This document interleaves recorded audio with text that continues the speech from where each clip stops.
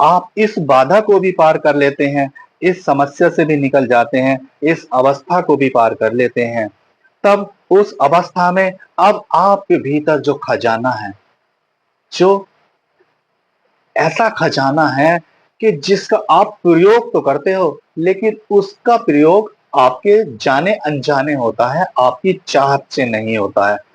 वह समस्त शक्ति है भाव की, जो परमात्मा को भी भक्त के सामने लाने पर मजबूर कर देती है। अब जब ध्यान के आप अगले कदम में जाएंगे, तो आपके भीतर जो भाव उठ रहे हैं, अच्छे हैं, बुरे हैं या भाव बदल रहे हैं, तो देखिए उनकी बहुत गहरी समझ, और इस भाव की समझ से ही संपूर्ण संसार जुड़ा हुआ है।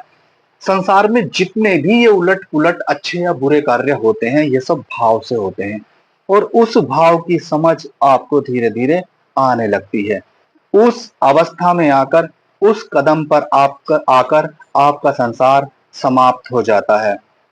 देखिए, जब आप इस अवस्था से गुजरेंगे, तो इस अवस्था के बाद फिर आपके सामने एक दूसरा पड़ाव आएगा कि आपके अनुभव भी समाप्त हो गए हैं। अब आपको ध्यान में अनुभव भी नहीं आ रहे हैं।